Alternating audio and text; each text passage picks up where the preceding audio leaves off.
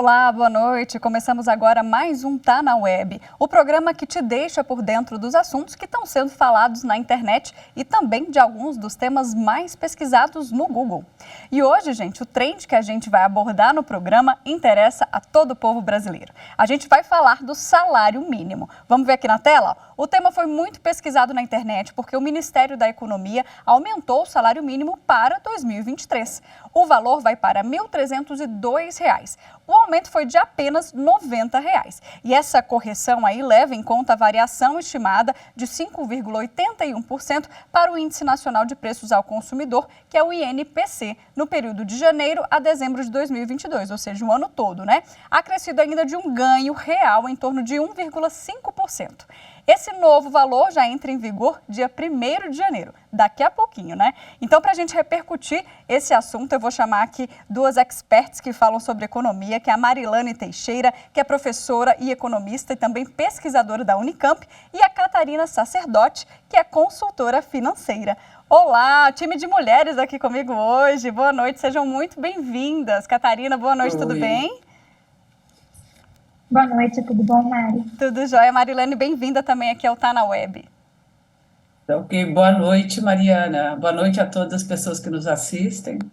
Bom, vamos lá. Eu vou começar com a Marilane, porque eu quero explicar um pouquinho os bastidores aí de como é que funciona esse aumento. Bom, Marilane, segundo o Ministério da Economia, o ganho real do salário mínimo ele é concedido de forma fiscalmente responsável, né? Ou seja, mantendo o valor previsto no projeto de lei orçamentária anual. Queria que você explicasse para a gente o que isso significa. Para o governo, então, aumentar um salário, existe uma previsão orçamentária que tem que ser respeitada? Todo ano é assim? Como é que funciona? Sim, exatamente, Mariana. Quando se encaminha o projeto de lei orçamentária para ser executado no ano seguinte, você já tem uma previsão de correção, né, do orçamento daquele ano para o ano seguinte, com base numa estimativa de inflação, né, que, no caso, é corrigida pelo IPCA, e da mesma forma em relação ao salário mínimo. Na verdade, normalmente o novo valor do salário mínimo ele é divulgado apenas em janeiro, começo de janeiro, tradicionalmente, né?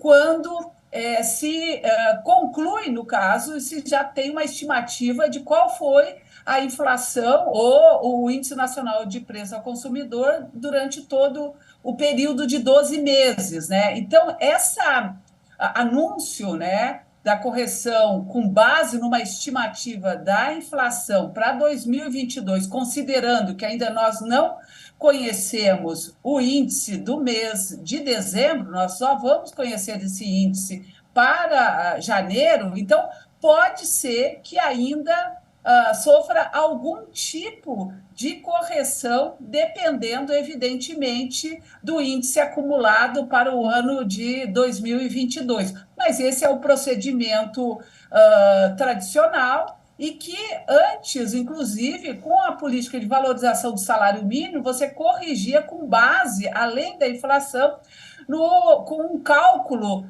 do desempenho do PIB de 2 anos anteriores. Nós estamos sem essa política de valorização do salário mínimo já faz algum tempo. Então, é provável que no próximo ano ela seja repactuada e, a partir do novo governo, se tem uma nova política de valorização do salário mínimo que seria aplicada, então, a partir de 2024. Tá certo. Bom, Catarina, vamos falar, então, do aspecto prático. A gente vai ter aí um aumento até agora, que pode ser um pouco maior, né, mas até agora de R$ 90. Como é que o povo brasileiro pode otimizar esses R$ 90 e utilizar de forma inteligente, né, no orçamento doméstico? Você pode dar alguma dica para a gente? A gente tem que lembrar que, como a doutora Marilane mesmo falou, esse valor está atrelado a uma correção da inflação, né? Então, o que é a inflação média? Né? A inflação ela é um reflexo, um indicador de que os preços sofreram uma alteração, né? De que há um ano atrás a gente tinha um valor e que hoje esse valor está corrigido aí a 5,9, se não estou enganada. Então, na prática, se a gente for pensar do ponto de vista só de valores, teoricamente não é um ganho significativo no orçamento. Ele apenas corrige aquilo que era possível comprar um ano atrás, as mesmas coisas que eram possíveis comprar um ano atrás. Só que a gente precisa lembrar também que esse índice ele é amplo, né? Ele vai ter vários aspectos. E várias, é uma cesta de produtos, né, digamos assim. Então, e os alimentos, eles pesam muito no orçamento de uma família que recebe um salário mínimo e que sofre muito mais impacto da inflação. Então, assim, quando a gente vai falar do ponto de vista prático, todo esse disclaimerzinho, né, para dizer que quando a gente vai falar desse ponto de vista prático, para que a gente não saia muito da realidade, que as pessoas precisam sobreviver, né? Então, em geral, esse aumento ele é absorvido pela inflação dos próprios alimentos. E aí, se é possível, cada família se organizar e poder proporcionar, às vezes, uma dignidade de vida um pouco melhor, ou quem sabe até poupar um pouco mais, isso vai fazer diferença na qualidade de vida daquela família. Mas, em geral, esse aumento do salário mínimo só corrige aquilo que era possível comprar, né, em janeiro de 2022 e passa a ser possível a comprar não só em janeiro de 2023, mas ao longo do ano de 2023 também. Entendi. Agora, Marilane, qual que é o peso? A gente está falando aqui de R$90, né? Olhando isoladamente, parece pouco, e para quem precisa do dinheiro, muitas vezes é mesmo. E qual que é o peso disso, olhando, né, macro agora, assim, tirando a lente, olhando lá de longe, o preço para os cofres públicos, né? Como é que é a maneira mais inteligente de lidar, já que o Brasil está numa situação econômica que não é muito favorável? Claro. Não, primeiro, assim, destacar isso que a Catarina chamou, que é muito importante, né? Na verdade, você está apenas corrigindo os preços. Claro que quando você olha individualmente, sem dúvida nenhuma, esse impacto ele é muito pequeno, até porque ele está corrigindo uma perda que as pessoas já acumularam ao longo do ano, porque elas foram tendo seus preços de alimentos e uma série de serviços sendo corrigidos todo mês, e quando chega janeiro de 2023, ela está compensando parcialmente uma perda acumulada. Agora, quando você olha do ponto de vista macro, claro que isso tem um impacto nas contas públicas, né, no orçamento, porque o salário mínimo, embora ele seja uma referência para o setor, para o mercado, né, de uma forma geral, agora ele é uma bússola que orienta, inclusive, até mesmo para quem está no trabalho informal, e também tem um impacto, sem dúvida nenhuma, significativo sobre a Previdência Social, né? Nós temos hoje praticamente mais de 60% das pessoas que recebem o benefício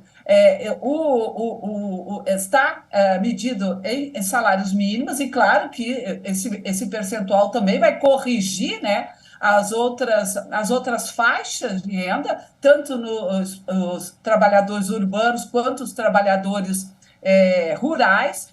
Agora, se tem um impacto visível no orçamento, e considerando que você está apenas corrigindo, também tem que considerar que você teve uma entrada de receitas que, de alguma forma, vamos dizer, financiam este gasto, porque como houve um processo de inflação, principalmente no ano de 2022, em que você teve inflação elevada em vários momentos, também houve um aumento da carga tributária e da receita do Estado, dos municípios, da federação, que é bem significativo. Então, você tem caixa, evidentemente, para poder fazer frente a esse reajuste. E tem que lembrar que, do ponto de vista também macroeconômico, você tem um efeito multiplicador,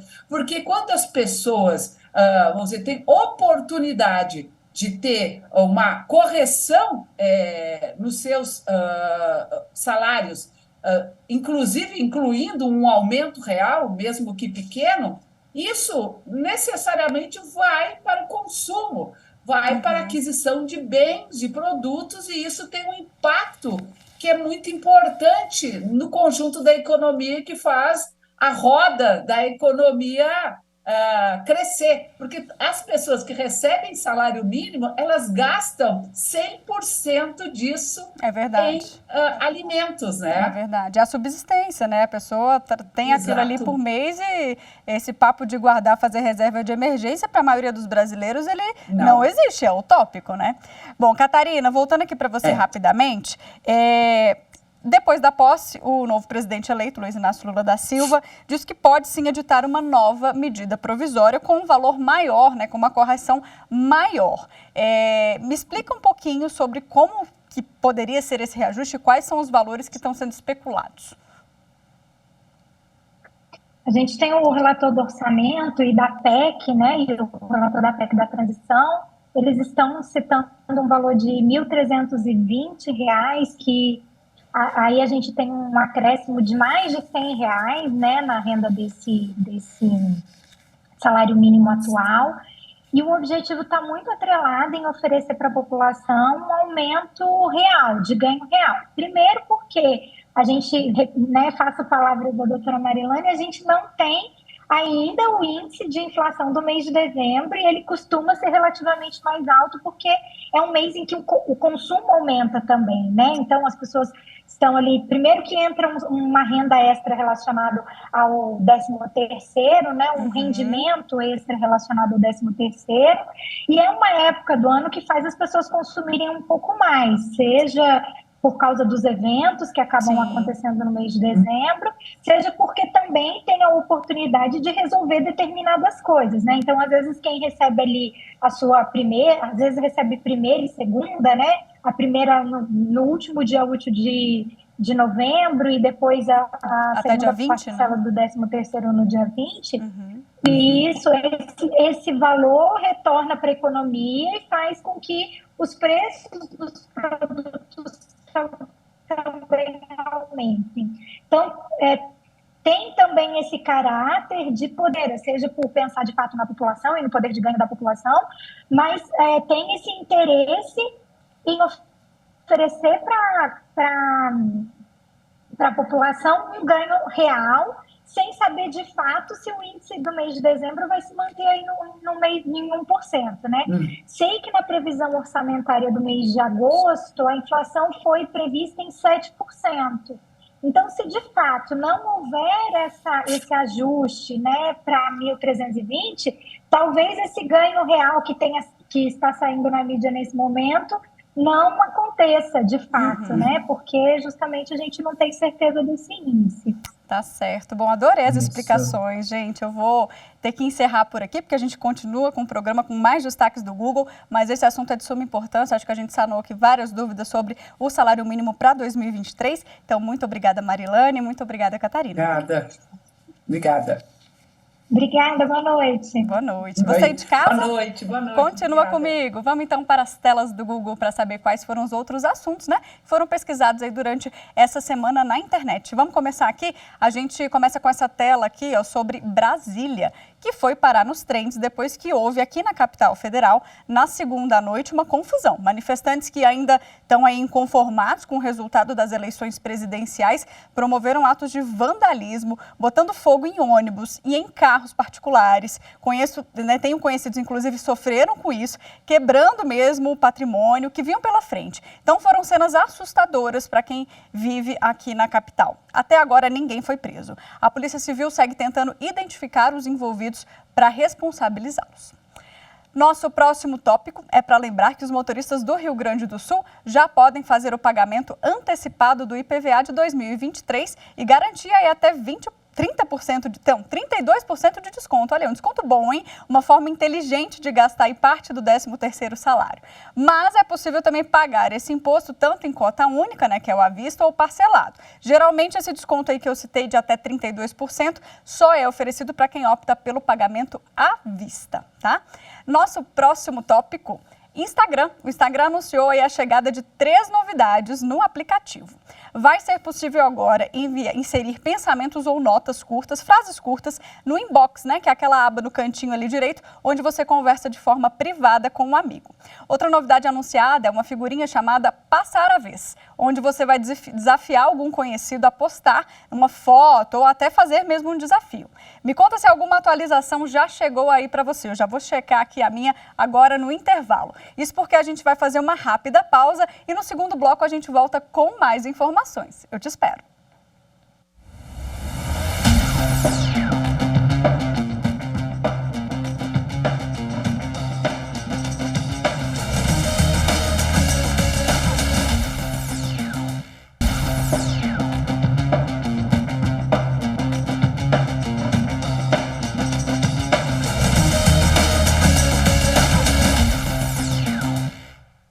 Já estamos de volta e agora no segundo bloco a gente aborda algumas fake news que estão circulando nessa semana. A gente vai agora com a fake news que está sendo desmentida na nossa programação aqui nos intervalos da TV Justiça. Vamos checar.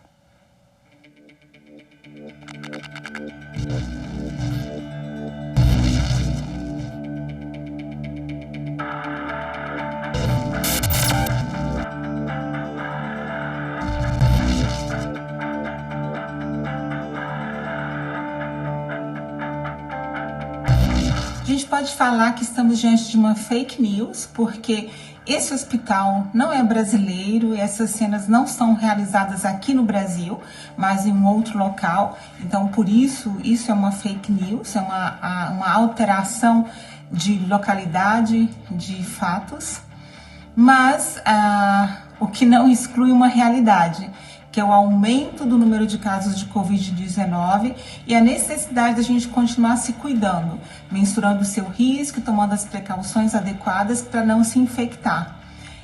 A gente já conhece quais são essas medidas e cada um precisa ter essa consciência de que a pandemia ainda não acabou, mas que a gente precisa manter o nosso autocuidado. É isso, né? Para a gente falar um pouquinho mais sobre esse assunto, eu converso agora aqui no telão com o Francisco Job, que é infectologista, e vai falar um pouquinho mais sobre esse quadro para a gente. Bom, doutor Francisco, seja muito bem-vindo. Boa noite. Boa noite, muito obrigado pelo convite.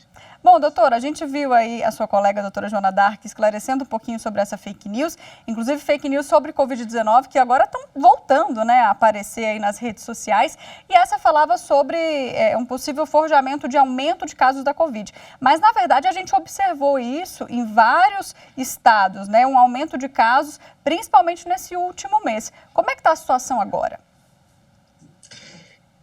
Nós estamos tendo um aumento progressivo de casos porque nós hoje temos muito mais contato social, né? Todo o contato passou a ser normal novamente, ninguém está usando máscaras e nós temos, portanto, um índice de replicação maior do que 1. Então, o número de casos está aumentando. Mas a gravidade desses casos, ela não é uma gravidade como as que nós observamos no ano de 2020 e 2021. Uhum. Então, nós temos um aumento do número de casos, mas nós não temos, em paralelo, um aumento proporcional do número de internações em UTI e de mortes. É impossível comparar a situação nossa hoje, dezembro de 22, com a situação de dezembro de 2020, passando para 2021, que foi quando nós tivemos 4 mil mortos ao dia, né? Então, assim, aquela catástrofe que nós vivemos, nós não vamos mais viver porque estamos todos vacinados, os adultos, né? Para as crianças, o vírus causa menos doença grave, muito menos doença grave. No ápice da pandemia, nós tínhamos 2 mortes de crianças por dia, né? Depois nós passamos a ter 1 morte a cada 2 dias. Algumas pessoas podem achar que isso tudo é pouco, mas para uma doença que é prevenível com vacina, isso é muito. Com certeza. Não é para morrer ninguém de coronavírus, nunca mais.